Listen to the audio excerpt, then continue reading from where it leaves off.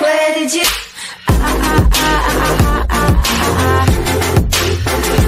Anything you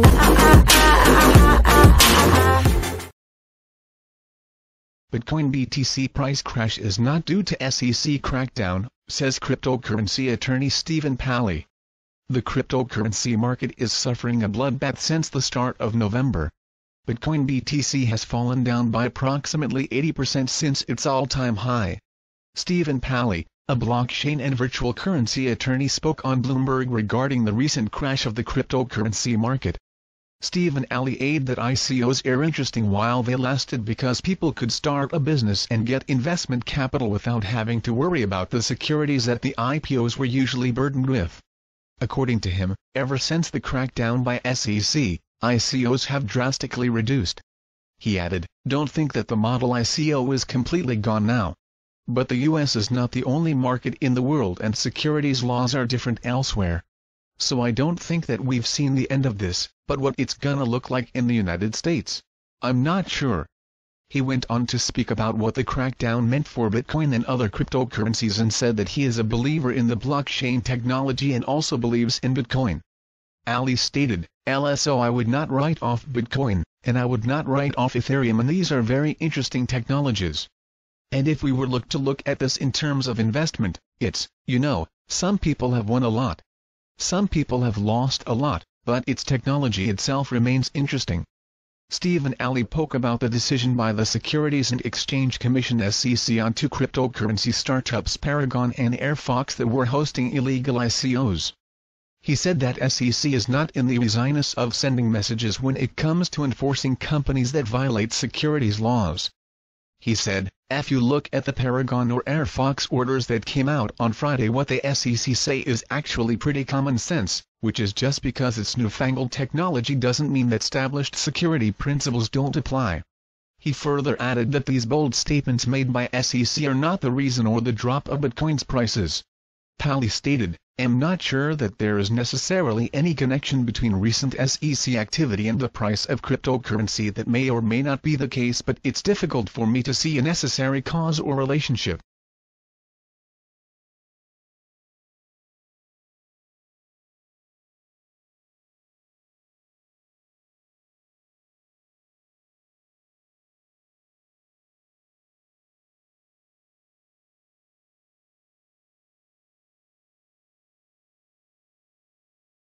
No, SEC isn't approving a Bitcoin ETF this month, don't get too excited. Many investors and traders have started to anticipate the next deadline of Bitcoin exchange-traded fund ETF filings with the U.S. Securities and Exchange Commission (SEC). But, it is highly unlikely for the SEC to approve the first Bitcoin ETF in U.S. markets within the next 2 months. Earlier this week, publications reported that the deadline for the rule changes initiated by Granite Shares and ProShares Bitcoin ETFs, which were rejected by the SEC in August, is October 26. This date is also the deadline for the public to submit statements in favor or opposition against the ETFs. Due to the objection of SEC Commissioner Hester Pierce, the 9 rejected Bitcoin ETFs were given the chance to file rule changes with the SEC to potentially overturn the Commission's decision. However, the ETFs of Granite Shares and ProShares will not be approved or declined by the end of October, and the deadline of the SEC to provide a decision on the ETFs is in November. Why no ETFs are happening this year? Government Enforcement Defense and Securities Litigation Attorney of Kober & Keem LLC, Jake Kravinsky, explained that the process of receiving the final decision by the SEC for the 9 ETFs will take significantly longer than the expectations of investors in the market. The deadline is for the public to submit statements of support or opposition, not for the SEC to finish its review, and the deadline is November 5, not October 26. The SEC will then review the statements and write an order. Could be a while.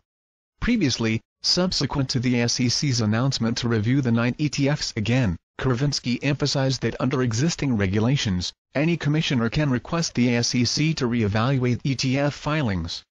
Kravinsky "Don't get too excited, folks. Under Rule 431 of the SEC's Rules of Practice, it only takes a single commissioner to order a review like this. Hester Pierce deserves credit and respect for putting up a fight, but there's no reason to think yesterday's rejections will be reversed. Hence, it is likely that in November, the SEC will echo its sentiment that the Bitcoin futures market is simply not mature enough to support an ETF. Last month, the SEC ejected the ETF filings of 9 institutions because they based the price of ETFs on the Bitcoin futures markets operated by CME Group and Chicago Board Options Exchange (CBOE). The SEC stated that the futures market of Bitcoin is not of sufficient size to handle large demand from investors in the traditional finance market.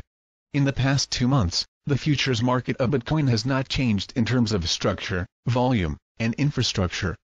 ErisX has announced the launch of the first multi-cryptocurrency futures market with the support of $30 billion brokerage giant TD Ameritrade, but it is still months away.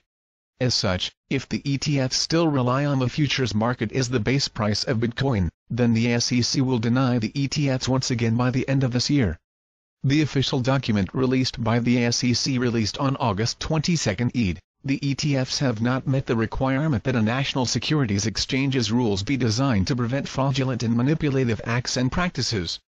Among other things, the exchange has offered no record evidence to demonstrate that Bitcoin futures markets are markets of significant size.